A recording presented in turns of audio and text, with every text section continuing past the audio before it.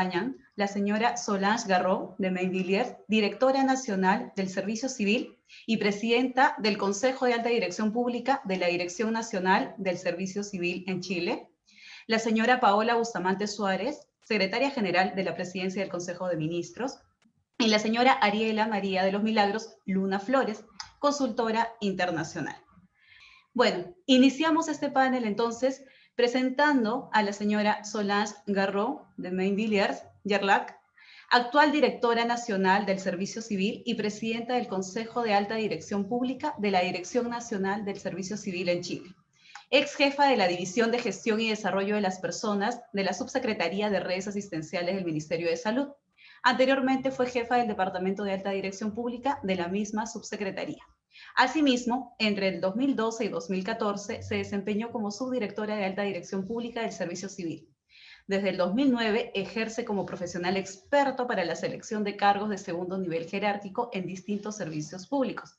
Tiene más de 20 años de experiencia asesorando en materias de gestión de personas a organizaciones del sector público y privado, tanto a nivel nacional como internacional, y ha liderado equipos de trabajo multidisciplinarios en el ámbito de la gestión privada, consultoría y servicio público.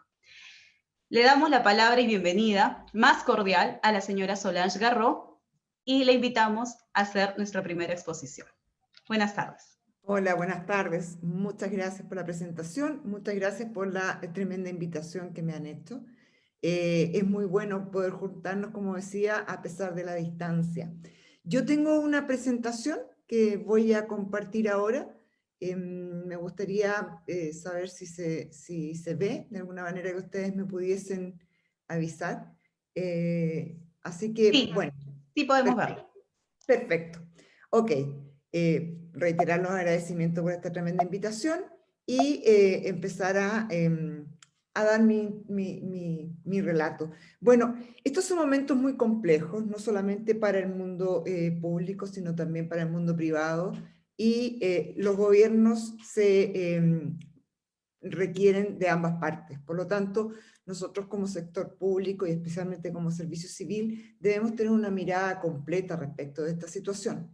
En estos términos, solamente hablando de lo que es el recurso humano, ¿cierto?, que está en el servicio público, desde el año pasado a esta fecha, el gobierno de Chile ha emitido varios documentos en el cual se dan directrices para poder ir avanzando en la situación que hoy día nos complica, nos vemos todos tremendamente enfrentados a una situación inédita, por lo cual hay que ir día a día evaluando la situación, evaluando cómo vamos avanzando, pero siempre con la mirada de poder dar tranquilidad a los funcionarios o funcionarias en términos del cuidado de su salud, pero sin descuidar la prestación de los servicios a los ciudadanos, que es lo más importante y es lo que nos convoca a todos como funcionarios públicos.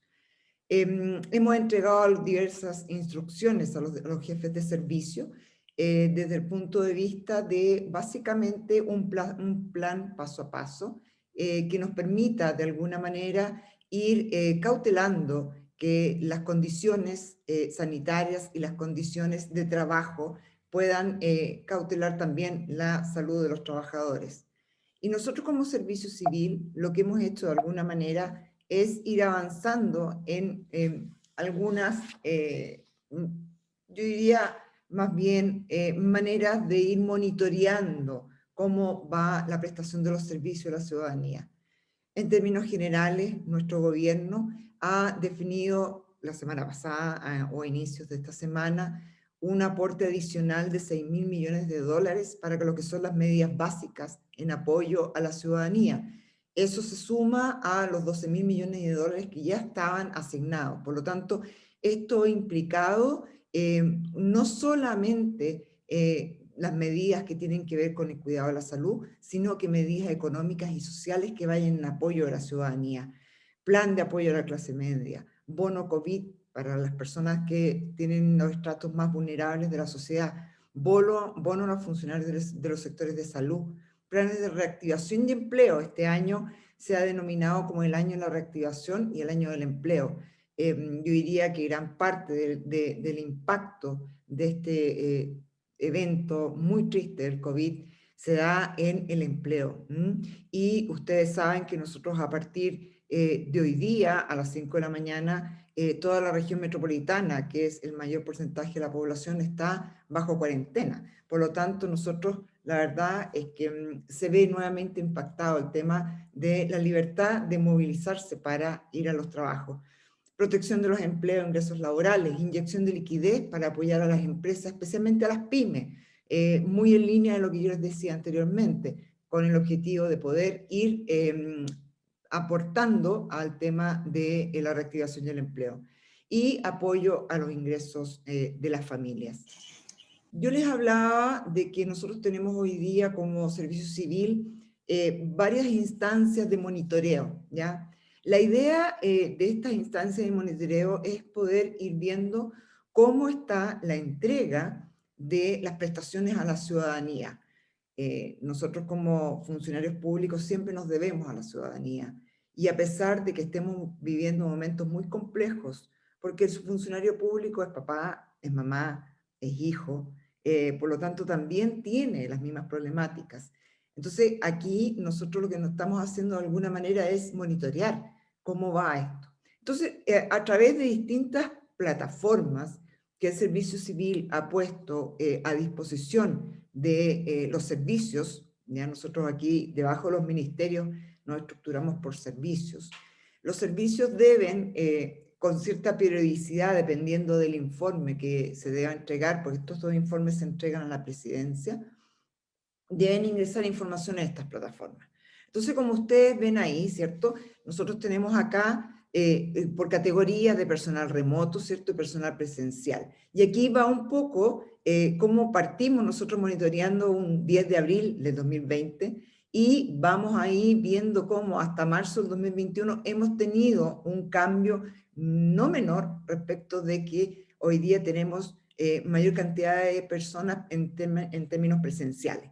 Este personal presencial es un personal que está presencial o está por turnos, es decir, va algunas veces a la semana presencialmente a su lugar de trabajo. Y el resto del tiempo en el cual no asiste presencialmente está con trabajo remoto.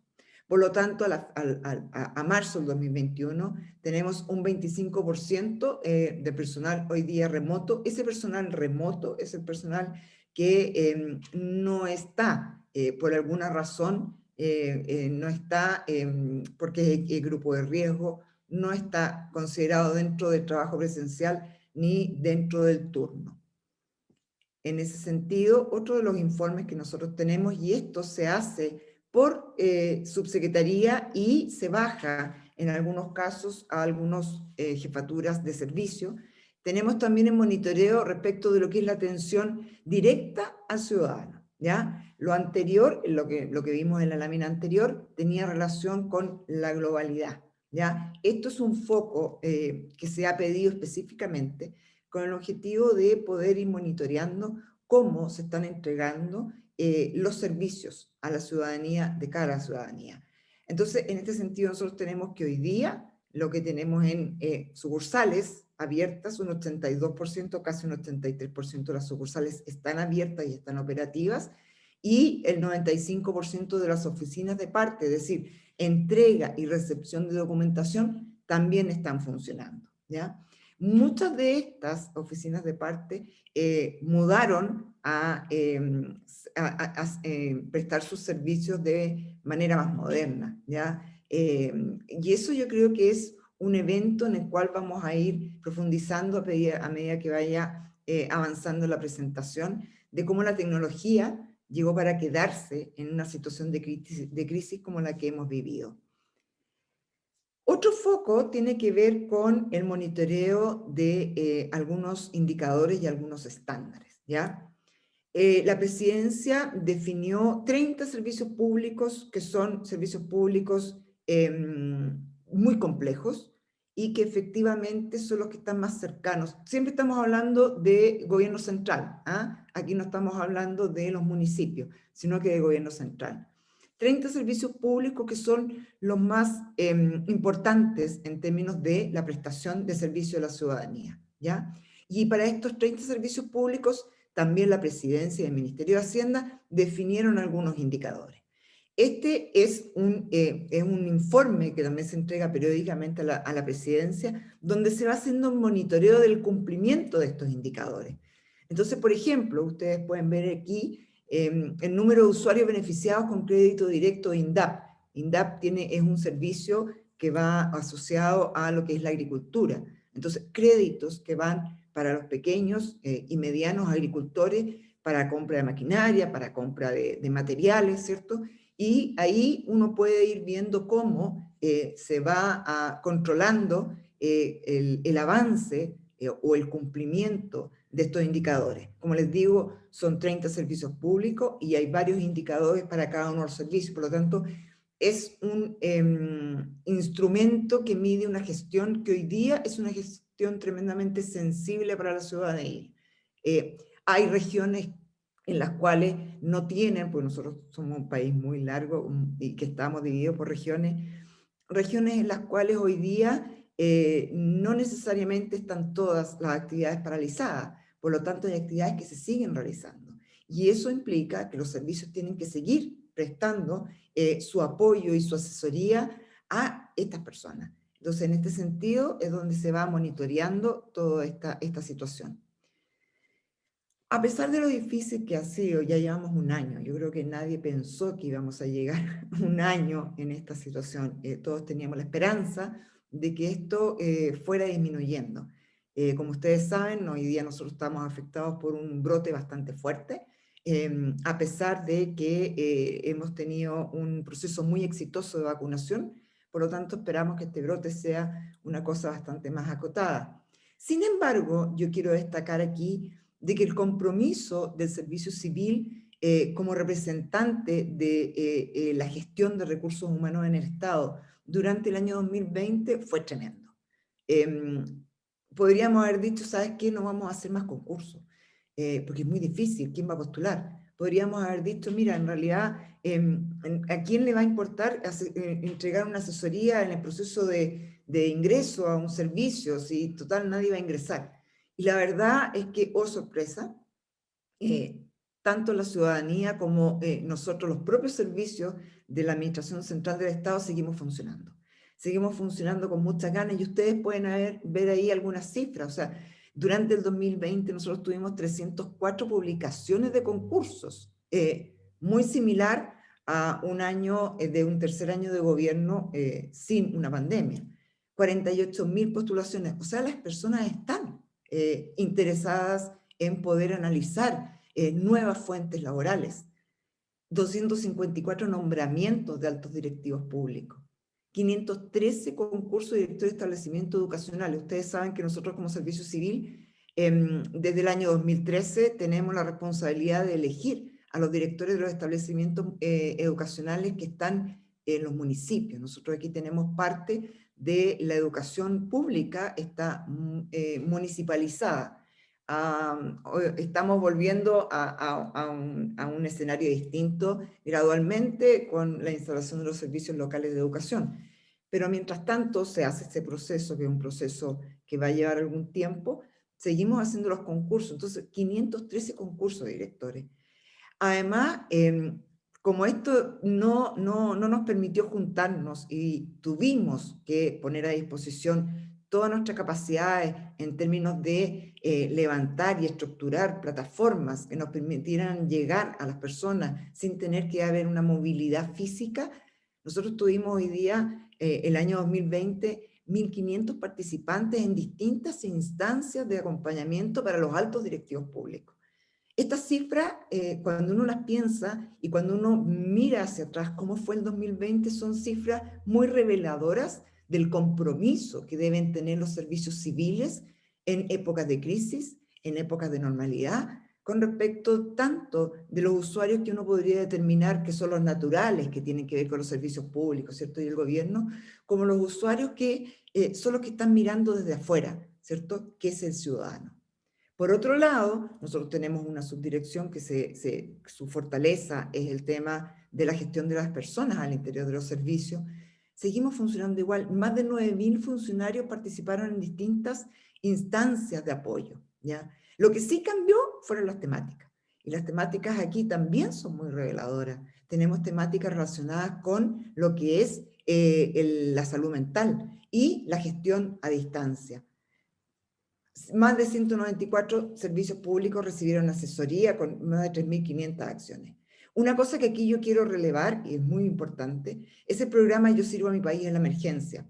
Se levantó una plataforma para que las personas que quisieran y que tuviesen relación con la gestión médica subieran sus antecedentes y así los servicios de salud pudiesen acceder a esta plataforma, contactar a estas personas que no tenían trabajo o que querían cambiar su trabajo y poder contratarlos de forma variable. Estamos haciendo algunos estudios desde el Estado, con la participación del Servicio Civil, para poder conocer qué ha pasado en esta época de pandemia. Encuesta Nacional de Empleo Público, encuesta del Banco Mundial, un levantamiento y confección de un manual de teletrabajo para el sector público. ¿Dónde nos ha afectado? Yo creo que en lo que es especialmente el teletrabajo. Y yo creo que aquí tenemos resultados de una encuesta en el cual se hizo a distintos sectores. En resumen, el teletrabajo al parecer llegó para quedarse. Por lo tanto, yo creo que una de las obligaciones que nosotros tenemos como servicios civiles es empezar a pensar cómo facilitamos esa nueva modalidad de trabajo, pero también cómo le damos a los funcionarios reglas claras que permitan entonces la implementación y la permanencia del teletrabajo dentro de la función pública. La salud mental ha sido bastante duro. Por lo tanto, como yo les decía, una de las temáticas nuevas que apareció en los planes de acompañamiento es la salud mental.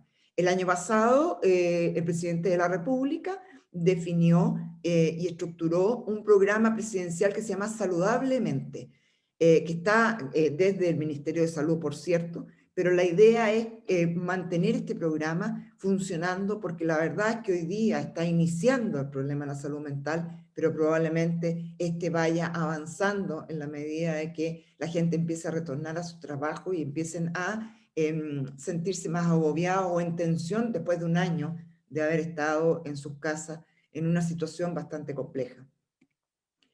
En género, aquí en Chile, lamentablemente, en un año retrocedimos lo que habíamos avanzado en 10 años en términos de la participación de la mujer en el mercado laboral. Por lo tanto, aquí tenemos un tremendo trabajo también los servicios civiles de estructurar planes y programas específicos que permitan que las mujeres ingresen al mundo laboral del servicio público. Nosotros tenemos programas, por ejemplo, Mujeres Líderes en el Estado, que releva el rol de la mujer en el Estado, con programas de mentoras y mentorías, que van de alguna manera permitiendo que las mujeres accedan a cargos más complejos y también hacer más visible el impacto, el buen impacto que tiene el ingreso de las mujeres a la fuerza laboral.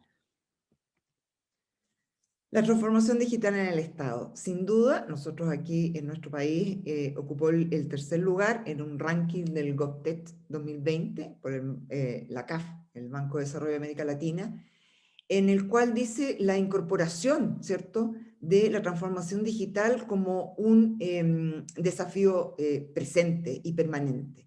Yo les decía, hay muchas instituciones aquí y nosotros como Servicio Civil incluido somos un ejemplo de eso, de que mudamos rápidamente a la entrega de las prestaciones de una manera distinta, a través de plataformas digitales, que nos permitieran estar conectados con el resto del servicio público, pero también con la ciudadanía, y seguir prestando estos servicios que son tan importantes. Postulación a beneficios, hoy día es todo a través de plataformas digitales, tramitación de documentos también, por eso yo les decía que básicamente hay varias oficinas de partes que han mudado a ser oficinas de partes virtuales, donde efectivamente se reciben y se envían documentos, pero sin una interacción de personas. A 329 nuevos trámites digitales. O sea, la verdad es que esto no ha sido fácil. Ha sido un compromiso muy profundo con la ciudadanía y yo diría que con nosotros mismos, como funcionarios públicos. Nuestro deber es facilitar a la ciudadanía en todo contexto de crisis o no crisis, el que se acercan, el que puedan sentir que el Estado está ahí para ellos. Y en ese sentido, la transformación digital es lo que se necesita. Y otra cosa que es súper importante y que los servicios civiles debemos tener también en la visión, con respecto de cuál es el papel del líder en estas situaciones. ¿Qué clase de líder estamos viendo que se necesita? ¿Ya? Entonces, en situaciones que aquí los entornos BUCA, que se llama, necesitamos un líder que se comprometa con la transformación, que se comprometa con los temas de salud mental de sus funcionarios, donde hay una mayor capacidad en el aprendizaje, la adaptación y flexibilidad hacia los profesionales, una cultura de confianza, ¿cierto?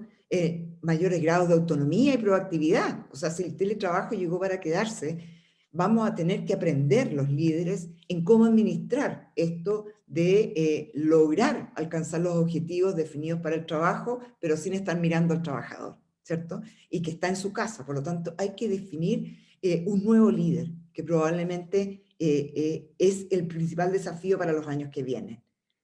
La crisis sanitaria plantea nuevas tensiones y desafíos. Los servicios públicos y los funcionarios públicos estamos en eso. Somos un ente muy importante, muy relevante dentro de la gestión de cualquier país.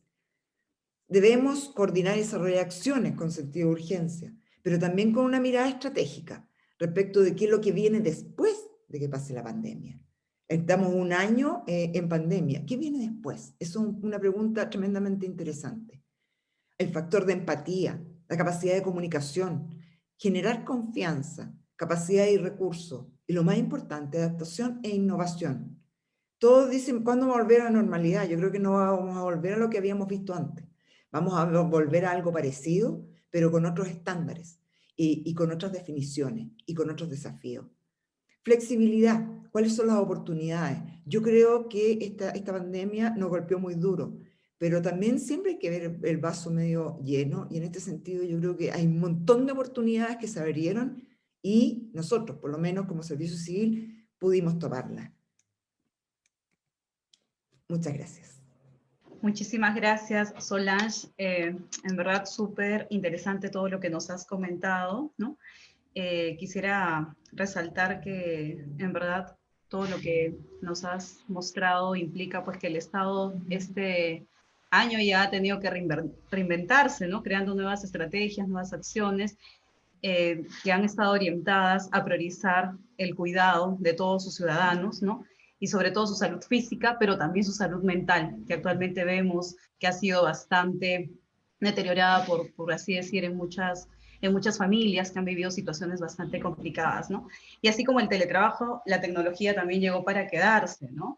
Y bueno, es una excelente oportunidad para usarla a través de diversos instrumentos, ¿no? De manera que esos instrumentos ayuden a tener información y a tomar acciones, ¿no? En beneficio de todos los ciudadanos, ¿no? Mejorando todos los servicios que brindamos desde el Estado hacia ellos. Muchísimas gracias, Solange.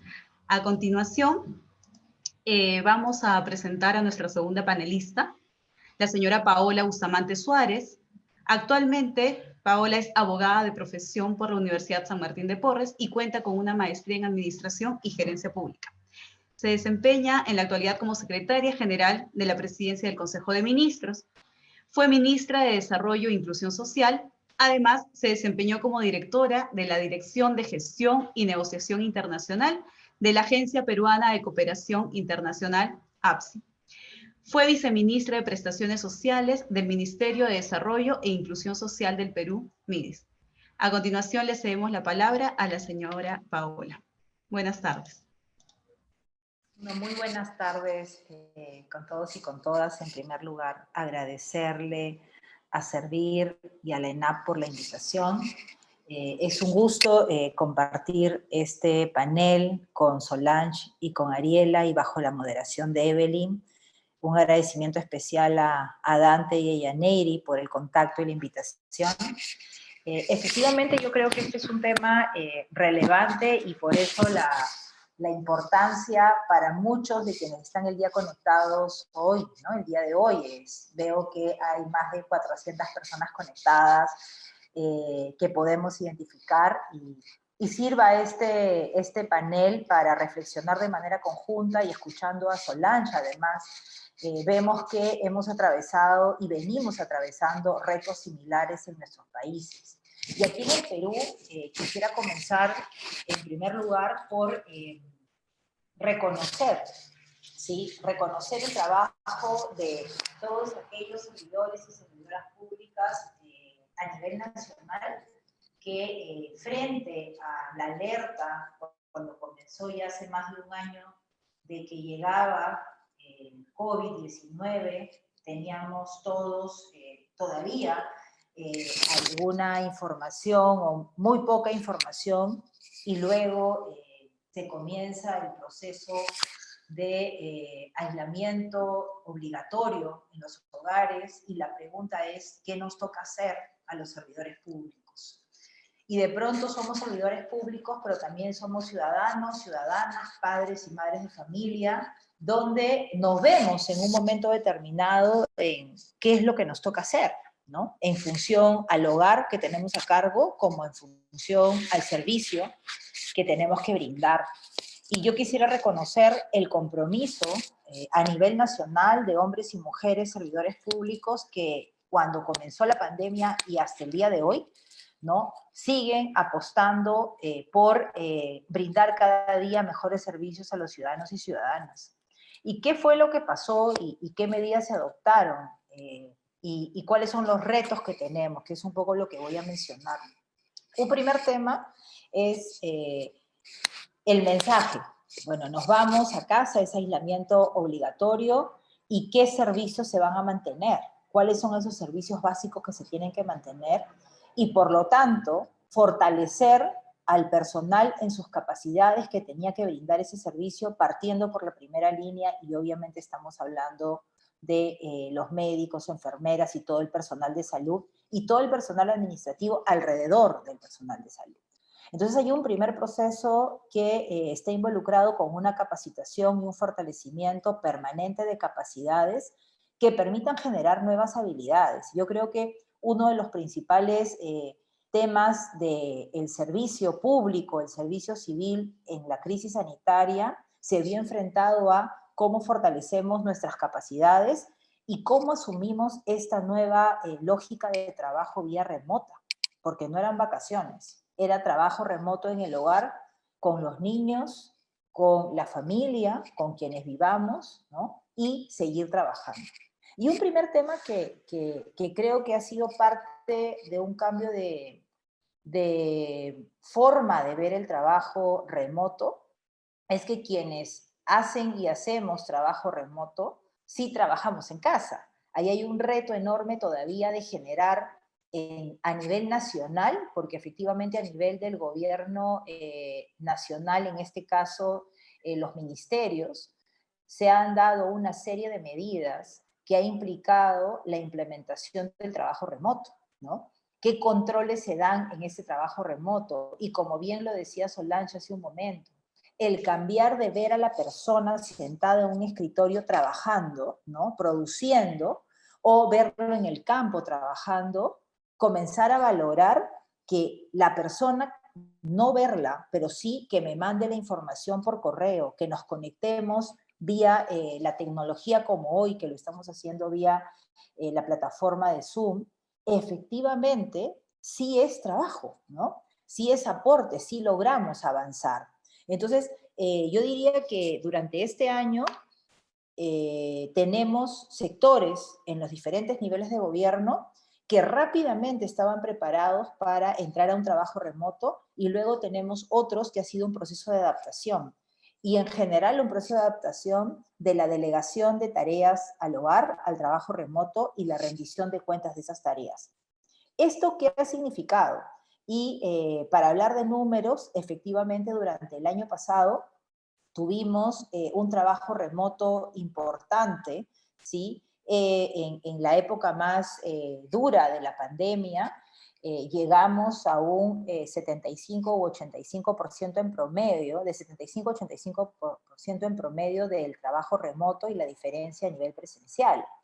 Evidentemente, este nivel presencial está vinculado con servicios básicos, con supervisión de servicios en el caso de transportes, por ejemplo, para garantizar el distanciamiento físico en las unidades vehiculares, ¿no? Y el control y la supervisión del cumplimiento de las normas en mercados, etcétera. Y por lo tanto, ese equipo de trabajo presencial también tenía un tratamiento especial y distinto que voy a pasar a señalar. Cuando pasó la primera ola, podemos decir que a nivel del gobierno nacional se comenzó a incrementar el trabajo presencial, ¿sí? Más o menos en diciembre ya varios ministerios habían superado el 50 o 60% de trabajo presencial. Sin embargo, el día de hoy podemos señalar que en promedio estamos también aproximadamente en un 80 o 85% de trabajo remoto. ¿Por qué? Por las condiciones que se han dado en este momento de la segunda ola. Sin embargo, sí mejor preparados y con esta lógica de delegación y comenzar a apostar por el trabajo delegado a través de este trabajo remoto.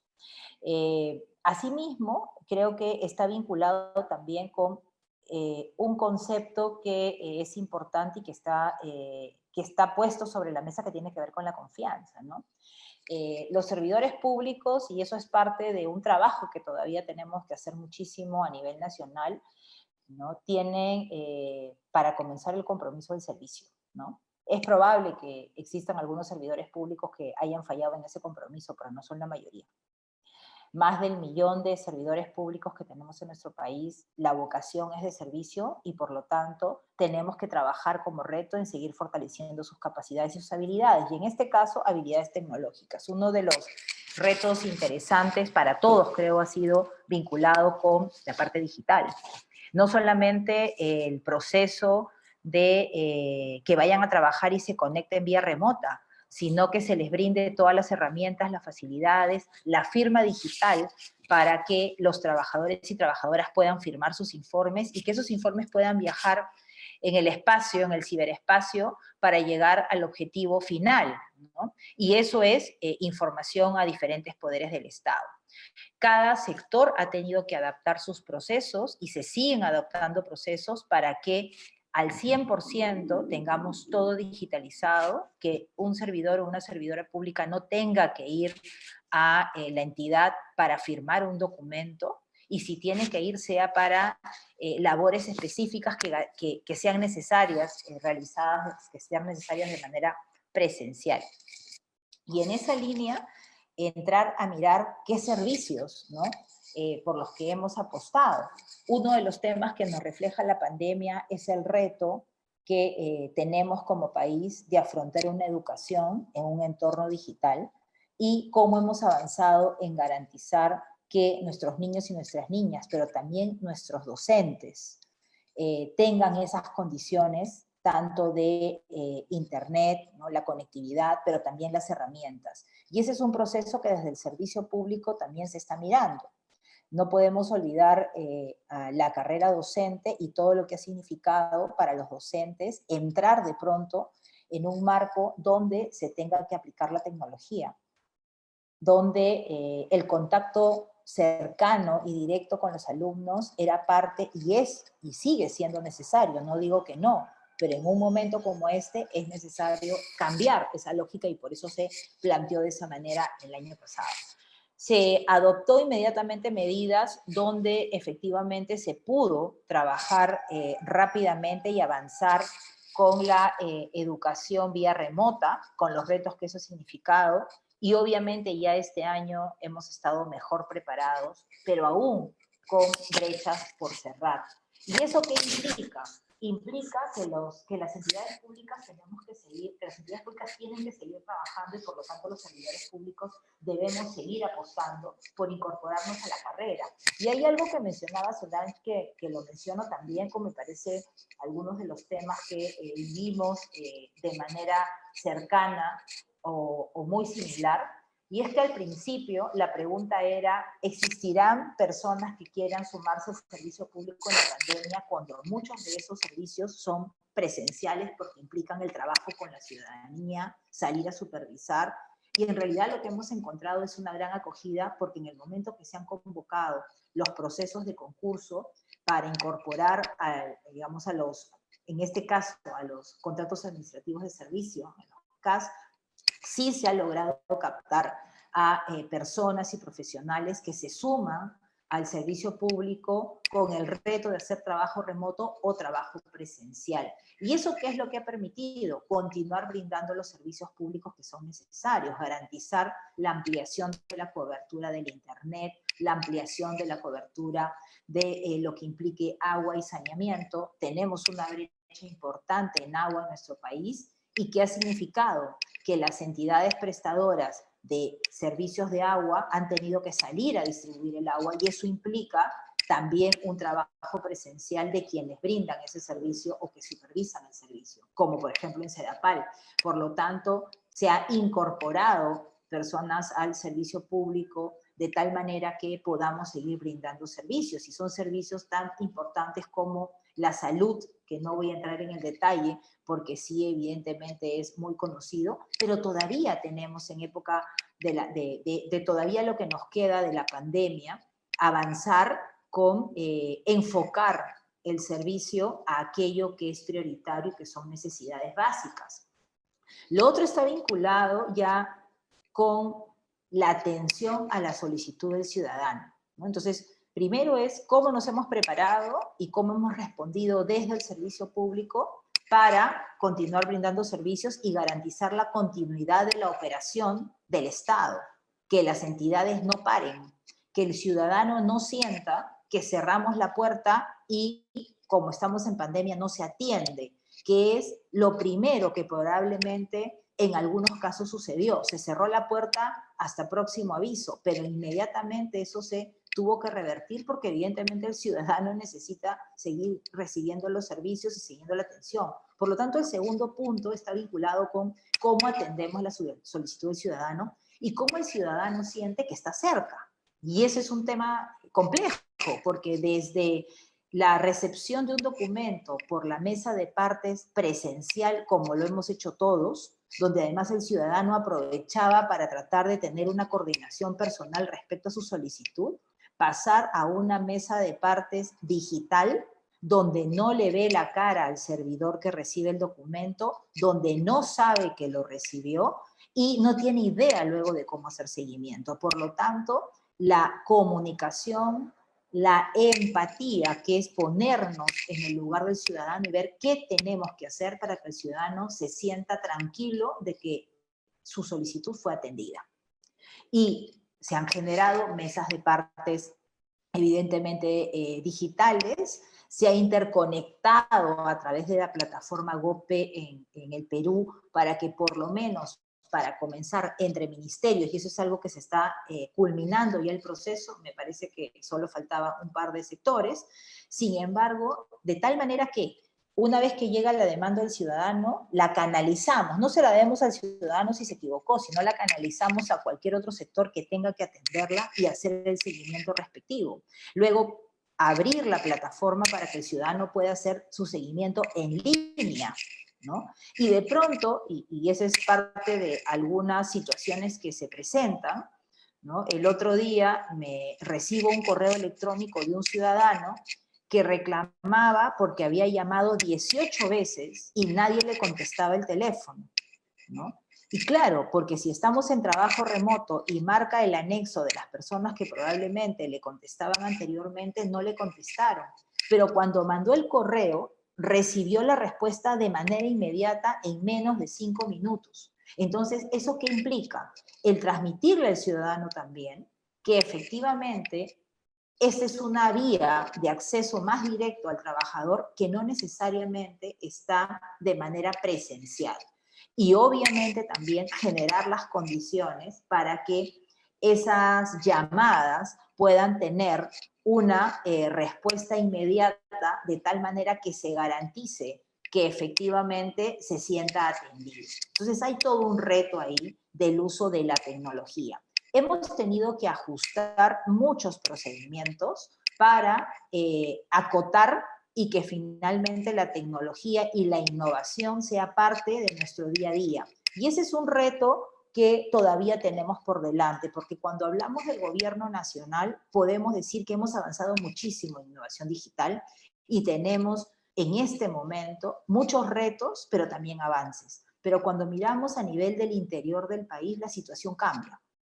Y cambia porque evidentemente tenemos que garantizar no solo conectividad, sino el fortalecimiento de capacidades de los propios servidores públicos de gobiernos regionales y sobre todo de gobiernos locales, ¿no? Que cambiemos el papel por trabajar a nivel del sistema, y ese es un reto que todavía tenemos en nuestro país.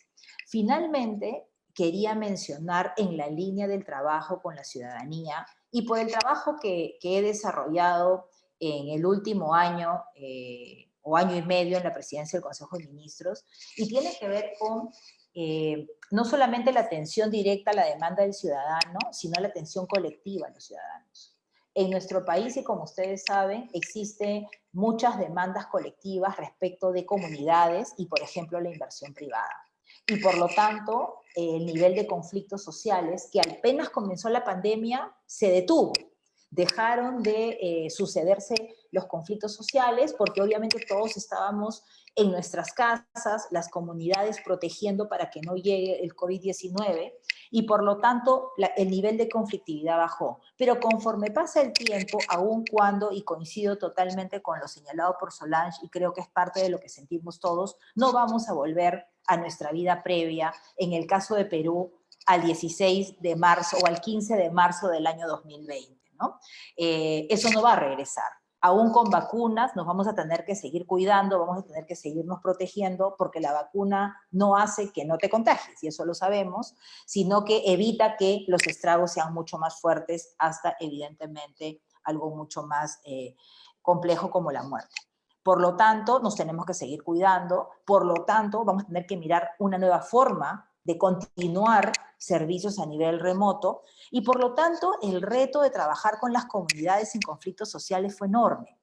Yo ahí quiero reconocer la innovación de los diferentes sectores, incluyendo la presidencia del Consejo de Ministros, cuando el año pasado teníamos que identificar cómo dialogar con la comunidad, cuando uno de los temas, y creo que la gran parte de colegas peruanos que nos están escuchando han escuchado cada vez que hay un conflicto, que venga el funcionario a mi zona para hablar directamente, y de pronto ahora, como le decíamos, no podemos ir porque desde Lima te podemos llevar el contagio si tú estás en una zona donde no hay contagio, y si tú vienes a Lima es altamente probable que te contagies. Entonces, ¿cómo hacemos para, cuando ya había un nivel de desconfianza y quiero que venga a la cabeza de la entidad, ahora no solamente no vamos a ir, sino tenemos que conectarnos vía digital para hablar?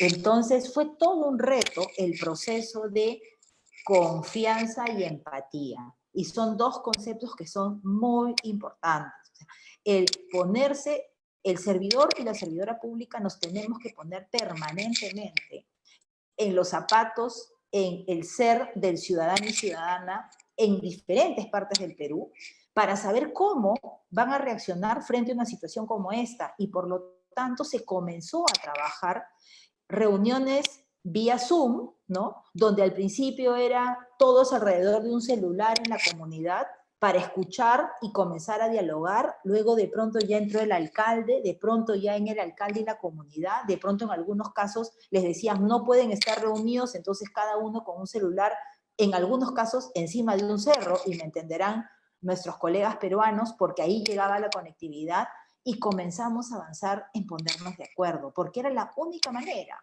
Entonces, inclusive en crisis sanitaria, donde hay demandas sociales, se ha ido avanzando en recuperación de confianza, ¿no? Y tiene que ver con que lo que hablamos vía digital y nos vemos, lo cumplamos también, ¿no? Y es parte de, efectivamente, el servicio y el compromiso que eso implica.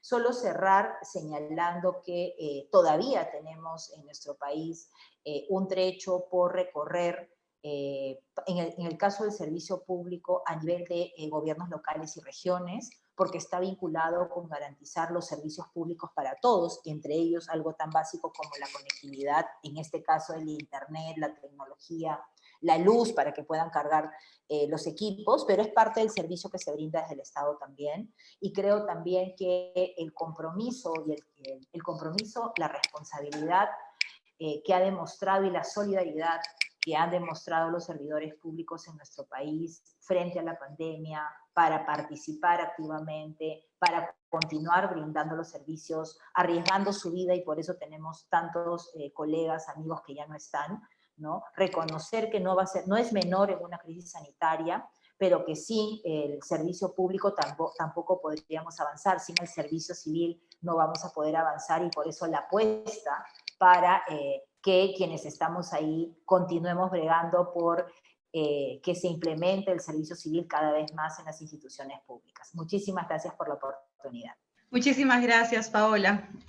Bueno, definitivamente el Estado no puede parar, y lo hemos demostrado, ¿no? Los servicios básicos tienen que seguir llegando a los ciudadanos, y la verdad es que hemos tenido, como tú bien dices, que superar diversas situaciones y falencias que podemos y tenemos todavía aún en gobiernos locales, regionales, mucho más, ¿no? Para poder cumplirlo. Y a pesar de que la coyuntura ha sido bastante complicada, se está logrando, ¿no? Y no hemos parado. Y de hecho el compromiso y la confianza son dos palabras que han quedado muy marcadas también en mí, que tú las has mencionado, ¿no? La confianza a todo nivel, ¿no? Incluyendo a los jefes también con sus equipos, ¿no? Los servidores públicos. Si no existe la confianza, la verdad es que no podemos seguir avanzando ni cumpliendo con las metas que tenemos establecidas. Pero obviamente la confianza es mutua, y para eso el compromiso es importante. Como servidores públicos tenemos un compromiso que duplica o triplica ahora, ¿no? En esta coyuntura, que a la vez ahora en los hogares tenemos otras responsabilidades que cumplir, pero el compromiso con la ciudadanía es algo que debemos de tener inyectado en las venas como servidores públicos. Así que muchísimas gracias, Paola. A continuación, damos la bienvenida a nuestra tercera expositora, ¿no? La señora Ariela María de los Milagros Luna Flores, nuestra tercera panelista. Ariela es médica cirujana por la Universidad Nacional Mayor de San Marcos, con diplomado en antropología por la Pontificia Universidad Católica del Perú y maestría en salud pública por la Universidad Peruana Cayetano Heredia. Ex ministra de Estado en el despacho de Inclusión Social, posee más de 29 años de experiencia en el sector público, pues ha laborado en el Ministerio de Economía y Finanzas, el Ministerio de Salud, el Ministerio de Educación y el Ministerio de Desarrollo e Inclusión Social. Asimismo, trabajó en proyectos sociales con financiamientos del Banco Mundial y el Banco Interamericano de Desarrollo. En el campo académico es autora de publicaciones en materia de salud pública, como La Salud para la Escuela, Manual para Coordinadores de Salud, y Salud Materna Indígena, Caja de Herramientas para la Incorporación del Componente Intercultural en Proyectos de Reducción de Muerte Materna. Le cedemos la palabra y nuevamente bienvenida a la doctora Ariela Luna Flores. Bienvenida.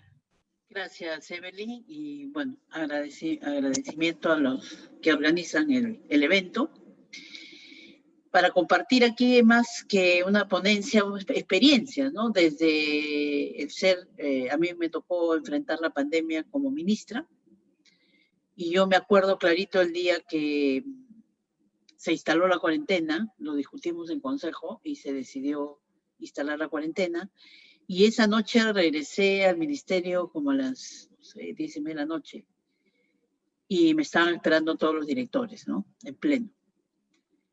Ansiosos de saber qué iba a pasar. O sea, era un día muy difícil para el funcionario público. Y yo me acuerdo que les dije, bueno, hoy se inició esta pandemia y acuérdense de mí que este gabinete y los que sigan van a ser gabinete pandemia. Y cambiaremos de gobierno y todavía no se habrá terminado esto. Porque era evidente que esto iba a ser largo, ¿no? Y creo que sí hizo un crack en la gestión pública. Tuvimos un crack en lo que se hacía regularmente. Yo era ministra del MIDIS, el Ministerio de Inclusión Social tiene sus programas sociales, está muy bien organizado, se desarrolla una serie de temas, pero digamos, ese día hubo un crack en la gestión pública y hubo que enfrentarlo de forma diferente, ¿sí? Un tema que me viene a la mente y nos vino a la mente en ese momento es, bueno, ¿qué hacemos, no? Trabajo remoto, presencial, teletrabajo, ¿cómo lo hacemos? Y la primera cosa, bueno, fue todo el mundo a su casa y en su casa tiene que seguir trabajando y vamos a ir creando, y en el camino se fueron creando, ahí también nos acompañó mucho Servir y la gente misma del MIDIS, que fuimos creando una serie de herramientas para seguimiento. Por ejemplo, primero nos dimos cuenta que la norma de teletrabajo no aplicaba, había que tener una norma de trabajo remoto. La norma de teletrabajo te pedía un montón de cosas que era imposible trabajar. Entramos al trabajo remoto y generamos una serie de herramientas que nos permitieron trabajar. Eso es uno. Dos, mirar la infraestructura de los locales. Uno no se da cuenta hasta que no lo tiene, ¿no? El MIDIS es un ministerio casi sellado.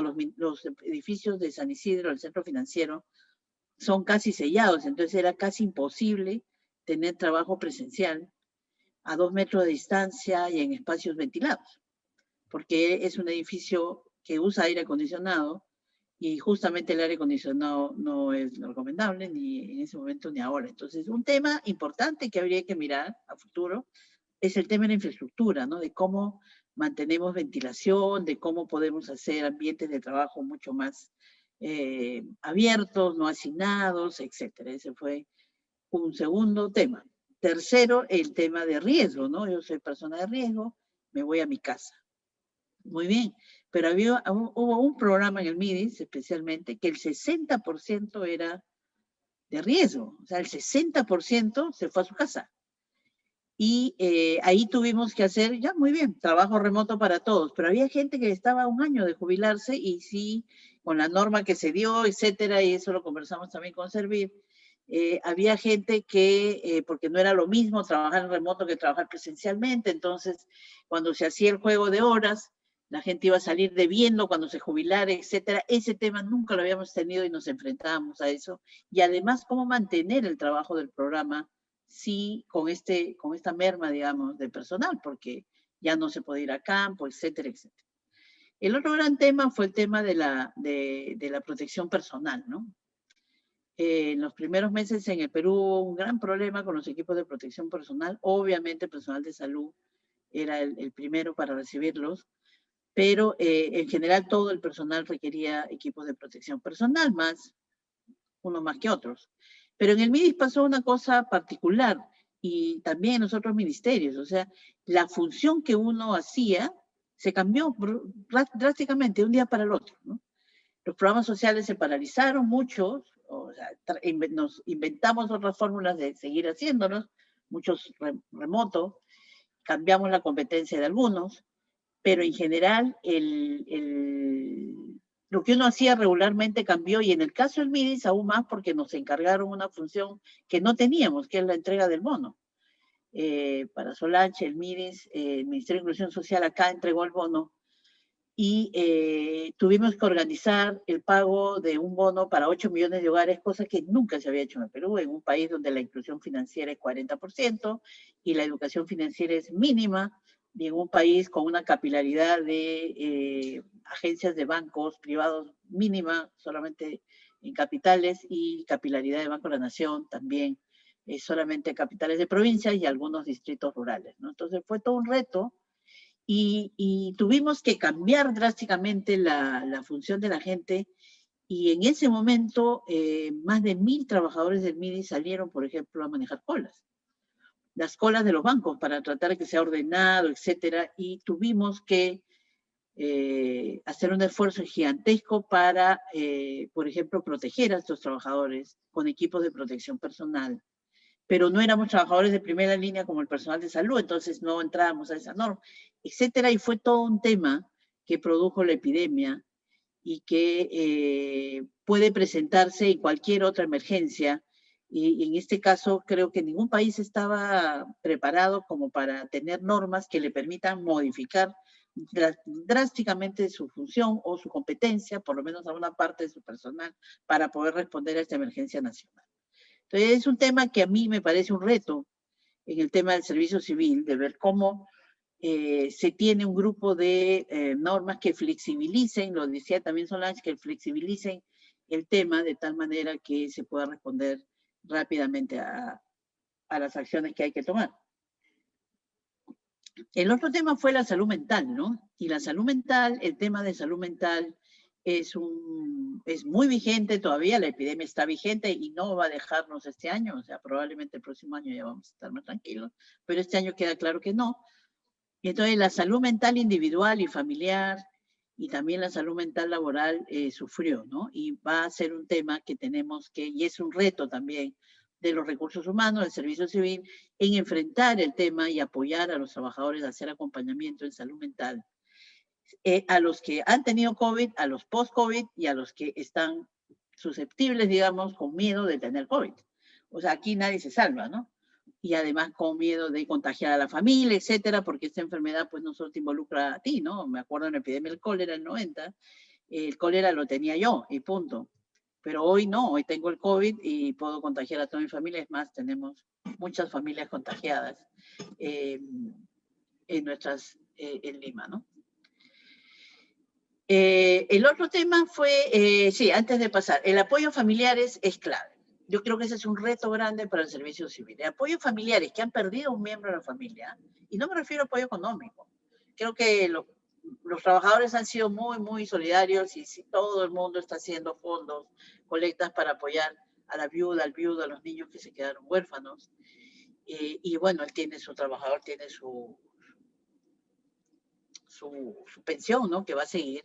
Pero hay un tema bien importante que es el apoyo personal, ¿no? El apoyo a su salud mental. De haber perdido a un miembro o haber perdido a un compañero de trabajo. Todos nosotros, los servidores públicos, los que están, todos hemos perdido a alguien conocido, pero el servidor público que perdió al amigo, al compañero de trabajo, está frente a él.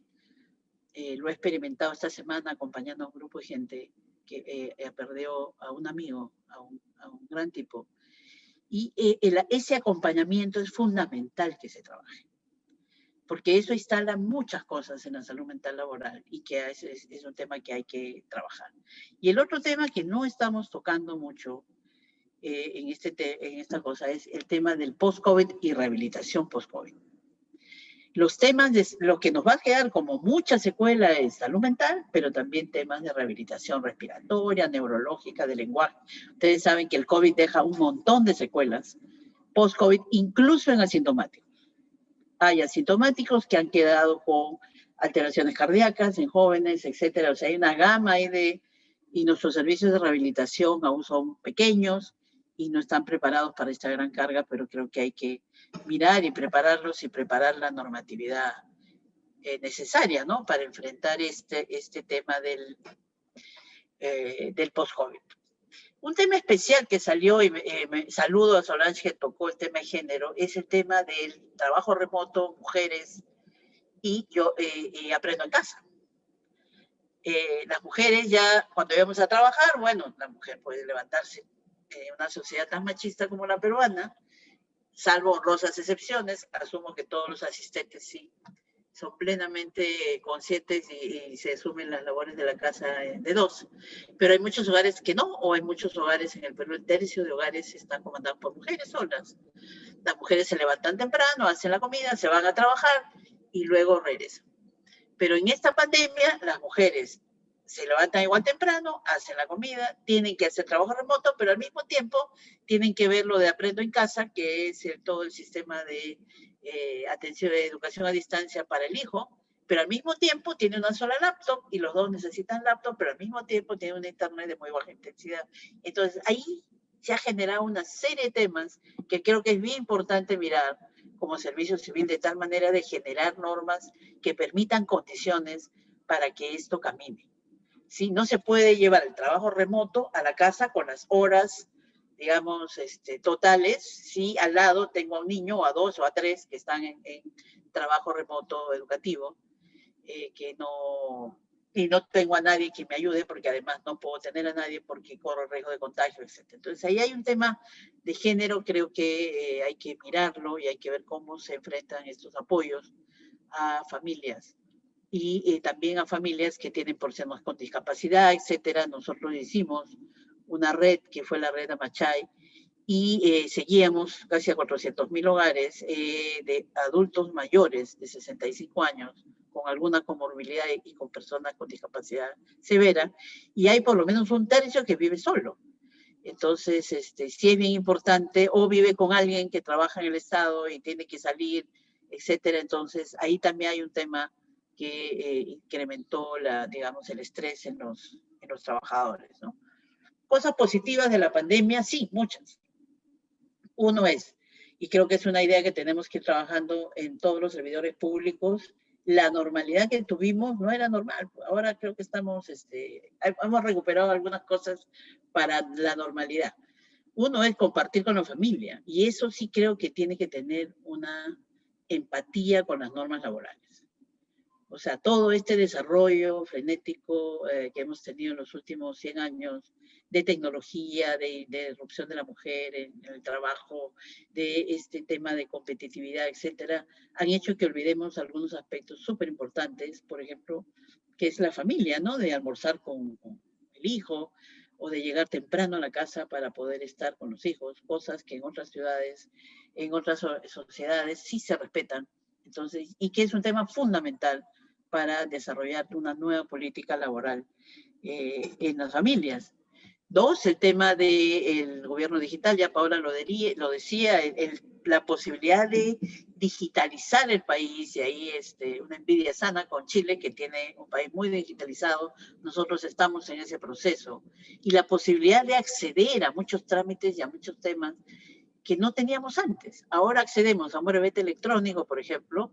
Ahora, antes, si yo vivo en Lima, voy por media hora al Turing y lo saco. Pero si yo vivo en Paucartambo, en una comunidad campesina, no podía sacarlo. Tenía que ir hasta el Cusco 6 horas a sacarlo. Hoy eso es posible con el DNI electrónico y no tengo que moverme ni de un lado ni del otro lado. Entonces, creo que eso es súper positivo y hay que potenciarlo aún más. La posibilidad de tener reuniones virtuales disminuyen totalmente los gastos de movilidad, y porque a veces uno se movía para una reunión de 2 horas. Yo he tenido reuniones con alcaldes de zonas muy alejadas todos los días, por ejemplo, con alcaldes de Amazonía, vía el Zoom, en una reunión que antes hubiera sido presencial, porque nuestro orden mental, digamos, no aceptaba, digamos, este tipo de reuniones remotas, ¿no? Y quiero hacer una mención, y con esto termino, especial para el personal de salud. Yo soy médica, quiero rendir homenaje acá a todo el personal fallecido durante la pandemia. 400 colegas míos, médicos, muchos amigos han fallecido y han dado su vida por en esta dura experiencia que nos ha tocado vivir, y también enfermeras, obstetrices, técnicos, etcétera. Todas las carreras se han dado, pero digo, hay una primera línea que especialmente creo que hay que rendir homenaje. Y hemos visto ya, y no voy a repetirlo, todos los vacíos que tiene nuestro sistema de salud, etcétera, pero sí creo que hay un tema bien importante que trabajar. Uno es el tema de la especialización, ¿no? Necesitamos especializar, en este caso sobre todo, que es una carrera especializada aún más. Nosotros tenemos, por ejemplo, en el área de cuidados intensivos, solo 700 intensivistas en todo el Perú. O sea, un intensivista puede manejar máximo 6 camas UCI, con un grupo obviamente de cardiólogo, médico internista, etcétera. Y tenemos necesidad de muchas más intensivistas, y la mayoría, por supuesto, está en Lima y en las 3 grandes ciudades del Perú. Hace unos días escuchaba al director regional de Ayacucho cómo enfrentan la epidemia, y es realmente de quitarse el sombrero. Ellos tienen 7 intensivistas nomás en Ayacucho para un departamento tan grande. Han generado 18, 20 camas UCI, más todas las demás de UCIN, digamos, de intermedios, y las manejan con 7 intensivistas, y con todo el empuje de todos los intensivistas han generado una articulación muy interesante que hay que potenciar, porque ahí hay un tema bien complicado de déficit de personal intensivo, déficit de personal en provincias, y sí deberíamos tener un tablero de control, por ejemplo, para ver cómo están las funciones intensivas, hay anestesiólogos, si no hay, dónde están, etcétera. Y un tema también bien importante que pasó en la pandemia es un tema que se va a quedar, por ejemplo, es telesalud, que es una cosa buena. Pero cuando uno quiere usar a los 8.000 médicos que están con el trabajo remoto del país, en todas las regiones, no puede convocarlos, digamos, como Ministerio de Salud, porque están en cada región, entonces están en otro pliego, etcétera. Entonces, ahí también hay que mirar algunas normas que nos permitan, en emergencia, digamos, convocar a toda la gente a nivel nacional sin restricción de normas, ¿no?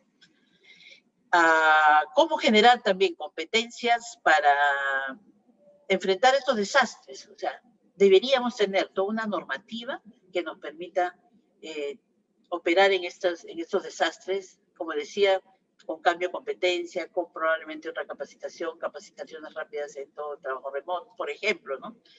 Y cómo generar normatividad que permita trabajar multisectorialmente en estas condiciones también. Muchas cosas se han hecho multisectorialmente y nos frenaba un poco el tema de que, bueno, nuestro Estado pues está hecho por sectores, ¿no? Y cada uno tiene su competencia, entonces no hay mi competencia, por lo tanto no puedo entrar a trabajar. Pero creo que hay que salir de la caja en este tipo de crisis. Hemos avanzado mucho, creo que se permite avanzar mucho más, pero es necesario alguna de estas normas que permitan que en una situación similar, ya lo vivimos, Perú es un país que va a enfrentar un terremoto, tenemos desastres naturales, inundaciones, que permitan rápidamente trabajar una serie de mecanismos para asegurar tanto los recursos humanos como las competencias y las articulaciones necesarias y normas que permitan que el nivel nacional apoye inmediatamente y no que estar demorando. Creo que la pandemia nos deja una serie de lecciones aprendidas que habría que sistematizar en el tema de justamente recursos humanos y habría que, a partir de todos los decretos de urgencia que se hicieron, habría que recopilar y generar una normativa que nos permita enfrentar esta pandemia, que nos permita seguir y las que vienen, porque de todas maneras va a haber algunas más, espero que de acá a unos años, pero hay que estar preparados para eso. Muchas gracias. Muchísimas gracias, Ariela. Súper interesante todo lo que nos has comentado. Hemos recordado también los inicios pues, de esta pandemia y nuevamente se reitera y se refuerza la importancia del cuidado de la salud mental, ¿no? Sobre todo hemos perdido amigos, familia, ¿no? Muy cercanos y conocidos, pero la verdad es que esto sí afecta. Y afecta mucho, ¿no? O sea, hay que ponerle ojo ahí. También hay una ventana de oportunidad bastante interesante que comentaste con respecto a las políticas de equidad de género en el trabajo remoto ahora, ¿no? Es algo necesario, ya más que interesante es algo necesario, porque sobre todo mujeres y muchos hombres también tenemos roles más que laborales también en los hogares familiares, ¿no? Hijos, estamos ahí conectados con las clases, entonces de hecho es bastante importante en este momento ponerle ojo a esas políticas de equidad de género, ¿no? Y también otras ideas bastante buenas que has dado como los equipos multisectoriales para afrontar pues todos los problemas como Estado que tenemos. Muchísimas gracias. A continuación, hemos recibido diversas preguntas de todos los participantes. Vamos a empezar con una, ¿no? Vamos a, en el mismo orden de exposición, por favor, las invito a responder. La primera, cuando acabe la pandemia, ¿qué lecciones consideran ustedes que se habrán aprendido en relación con el servicio civil? ¿Sí? Nuevamente la repito, cuando acabe la pandemia, ¿qué lecciones consideran ustedes que se habrán aprendido? Sí, la escuché perfecta.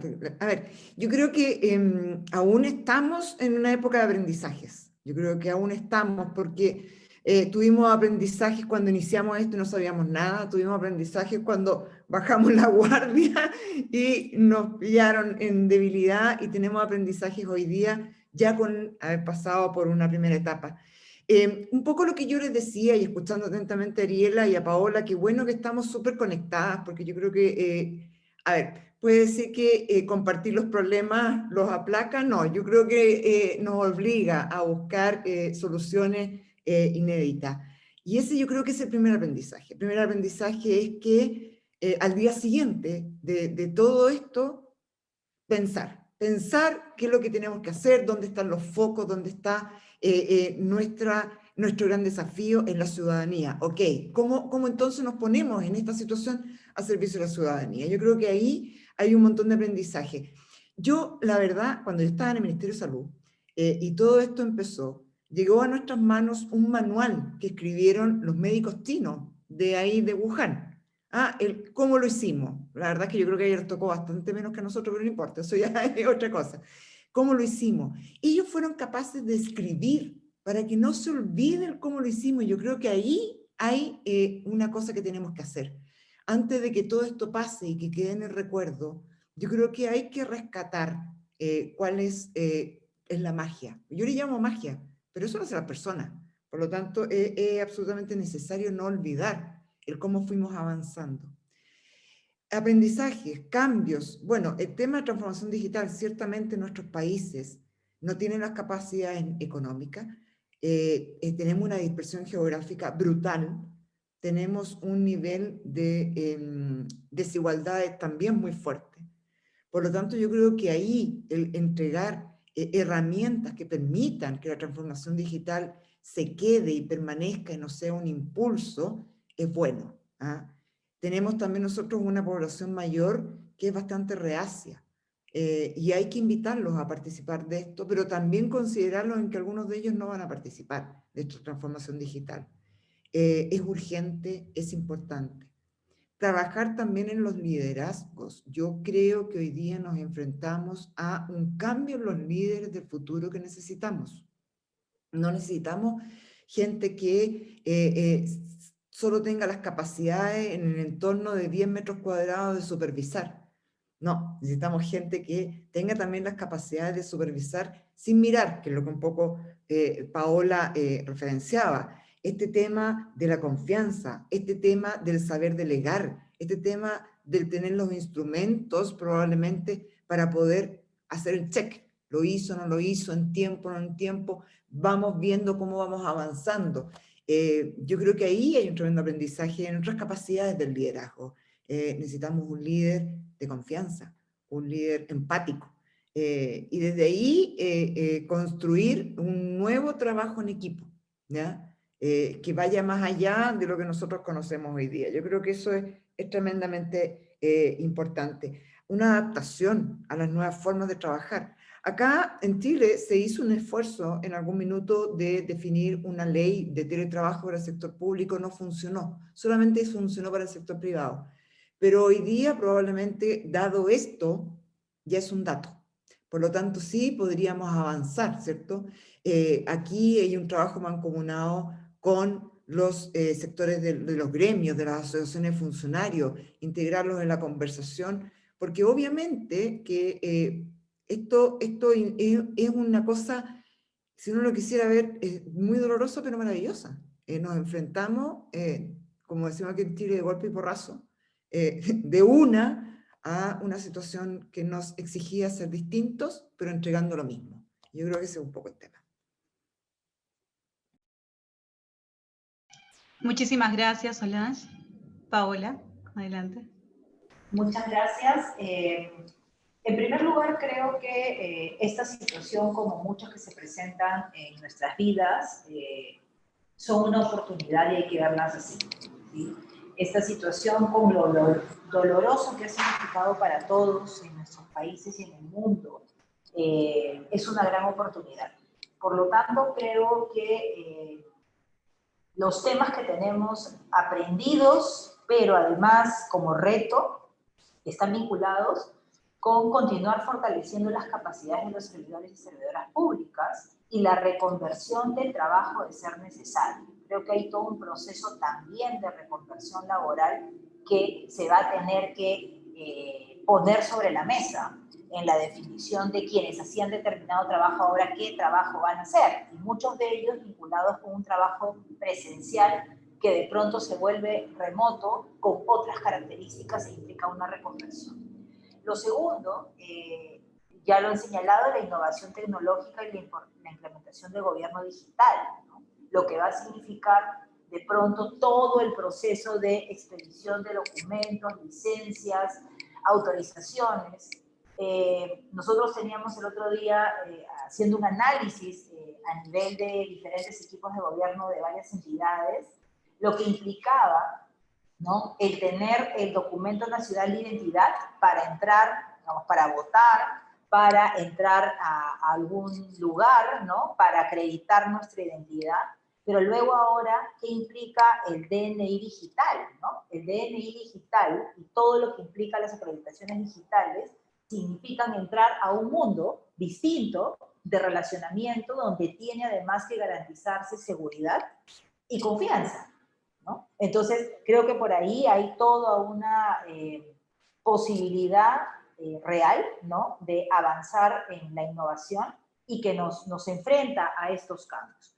Lo tercero, diría yo, es una incidencia permanente en ratificar, reiterar y fortalecer el compromiso, la empatía y la confianza. Y eso tiene que ver con algo que mencionaba Solange desde liderazgo, ¿verdad?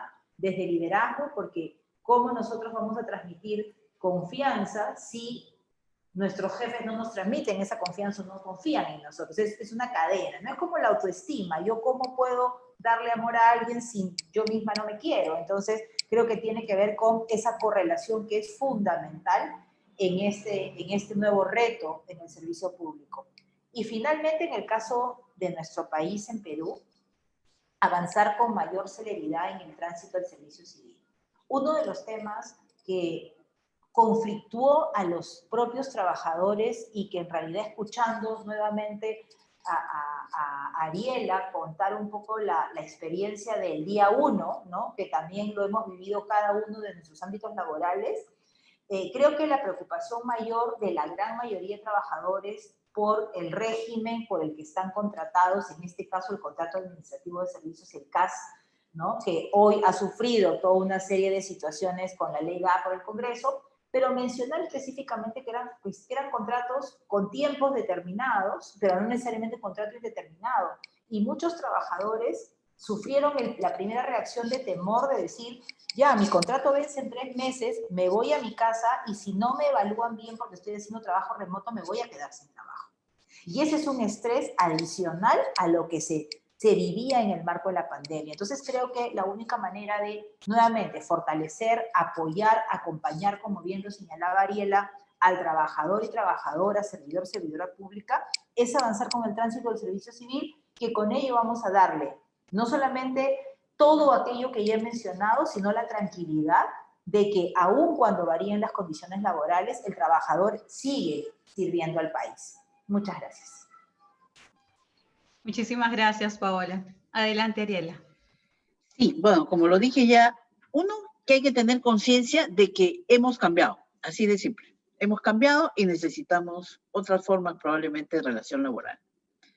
Sí, las formas que teníamos, puede ser que algunas regresen. ¿Cómo se va a organizar esto? Si es presencial, si es remoto, si voy un día, si voy 2 días, etcétera. Y eso pasa por la confianza. Un tema que tuvimos que aprender muy duro fue confiar en el personal. Yo me acuerdo que me peleaba mucho con eso. Confiar en que el personal está trabajando. Pero solamente creemos que está trabajando cuando lo vemos. Si no, no. Entonces hay como mucho valor se le da al trabajo presencial cuando se puede hacer mucho trabajo remoto, ¿sí? Y generar un cambio. Ese cambio ya se dio.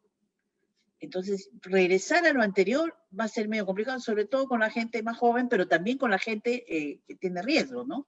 Entonces, ahí hay que ver cómo un proceso como servir, como entrar al servicio civil, se adapta también a eso. Que no sea un proceso donde solamente miremos el trabajo presencial.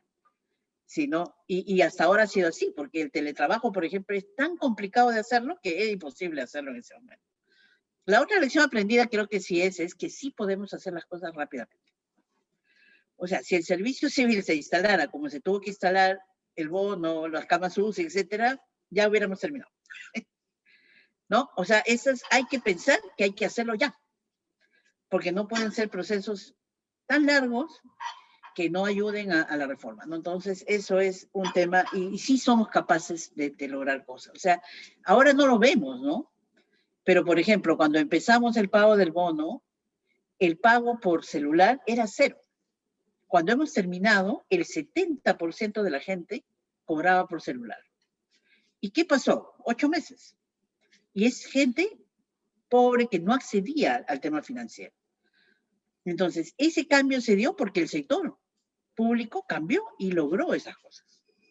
Sí, me acuerdo, pasamos de un call center de 100 llamadas a un contact center de 12 millones de consultas al día. Entonces, sí es todo posible. Creo que es la mayor lección aprendida, que tenemos que ser conscientes de eso. Y un tema que deberíamos empezar a trabajar, como tú lo has dicho, Evelyn, y yo lo quiero repetir, es el tema de salud mental y la frustración. Porque es un momento en que el sector público está muy golpeado, ¿no? Todo lo que uno haga no es suficiente. No es suficiente. Entonces uno dice, bueno, trabajo de lunes a domingo, porque además las horas de trabajo han aumentado para muchos, de 7 de la mañana a 12 de la noche, y me siguen criticando y la frustración, y encima. ¿Quién apoya a ese trabajador? Entre ellos se apoyan, pero sí creo que tiene que haber una política, y eso no es un tema solo del MINSA, es un tema del Estado. Entonces sí tiene que haber un acompañamiento a ese servidor público que se ha fajado y que tiene derecho, además, como decía Paola, al tema de saber qué va a pasar conmigo en lo laboral, qué va a pasar conmigo en la salud mental, qué va a pasar si me enfermo. Cuando das ese es otro tema. Hay que hacer, una lección aprendí es que hay que hacer acompañamiento al que se enferma, acompañamiento, porque además ahora hay el COVID largo, el COVID permanente, el médico de salud ocupacional, que es una profesión poco desarrollada acá, no conoce eso, entonces dice, no, tienes que ser 14. O sea, hay una serie de aristas, porque el COVID decidió ponernos en la peor crisis de la historia frente a todas estas cosas, ¿no? Es tan variopinto y tiene tantas aristas que nunca sabes dónde estás. Si estás en el COVID de 7 días, de 14, de 21, si estás en el COVID permanente, no permanente, qué secuela vas a tener. O sea, no es tan simple, no es negativo, positivo, negativo, ya estoy bien, no. Entonces creo que eso tiene que mirar también un servicio civil que se propone avanzar, ¿no? Muchísimas gracias a las tres participantes. La verdad es que el tema ha estado muy interesante. Hemos recibido opiniones de parte de ustedes, comentarios súper alentadores también para poder continuar en este servicio civil. Y los que somos servidores públicos, pues creo que hemos tenido una inyección también de optimismo el día de hoy. Quedan muchas preguntas todavía en curso, la verdad, pero nos faltarían horas para poder culminarlas, pero creo que con lo que hemos escuchado de ustedes, pues hemos tenido ya un mensaje bastante claro e interesante. Ya para finalizar, quisiera dar el pase a cada una de ustedes. Ahorita menciono el mismo orden como hemos empezado las exposiciones. Para sus palabras de cierre, por favor. Solange, adelante. Muchas gracias. Primero, reiterar mi agradecimiento de esta invitación. La verdad es que me gusta mucho. Aquí, perdón los hombres, pero un panel de puras mujeres es bastante bueno. Pero la verdad es que yo creo que es necesario vernos, aunque sea así, hay que acostumbrarse a vernos, es necesario intercambiar experiencias, preocupaciones, yo creo que no podemos sentirnos solos en nosotros, en nuestros países, como que estamos viviendo esto y no tenemos mucho con qué comparar. Yo creo que de aquí sacamos aprendizaje absolutamente todos. Aquí nosotros hemos desarrollado el hospital digital, Ariela, funciona la telemedicina, o sea, yo creo que no hay que inventar la rueda cada vez que uno se presenta un problema.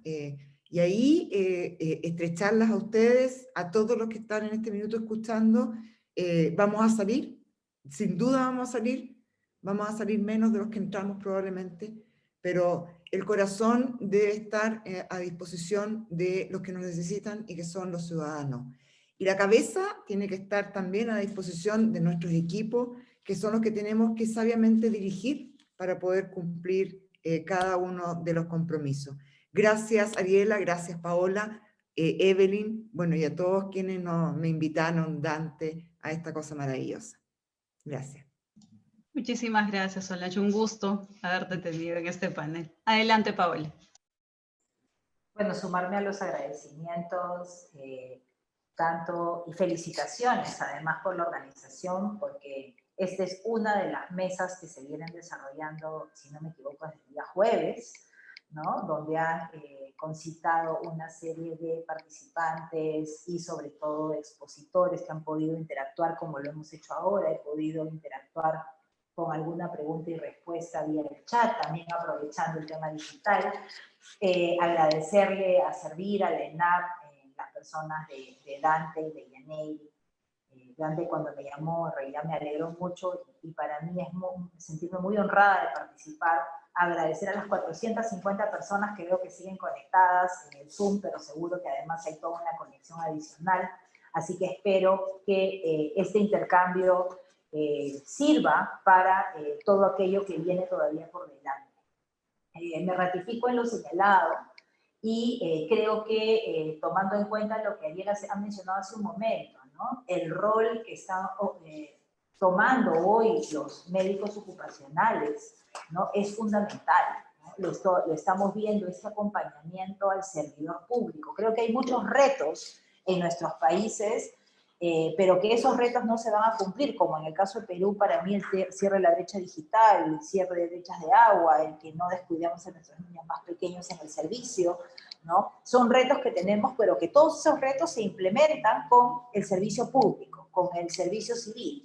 Por lo tanto, cuidar a nuestro equipo de servidores públicos a nivel nacional, buscar efectivamente esas estrategias y herramientas que permitan que hagan su trabajo con mayor tranquilidad, con mayor asertividad, pero también con la protección que tenemos que darles. Yo creo que en este proceso siempre hay retos, siempre hay dificultades que se presentan, pero tenemos que todos construir y sobre todo mirarlo de manera propositiva y positiva. Entonces, me sumo al homenaje hecho por Ariela a los servidores y servidoras que ya no están con nosotros. Todos hemos perdido colegas, amigos o amigas, tanto en la primera ola como actualmente, que se dedicaron a seguir trabajando y en algún momento se dio el contagio.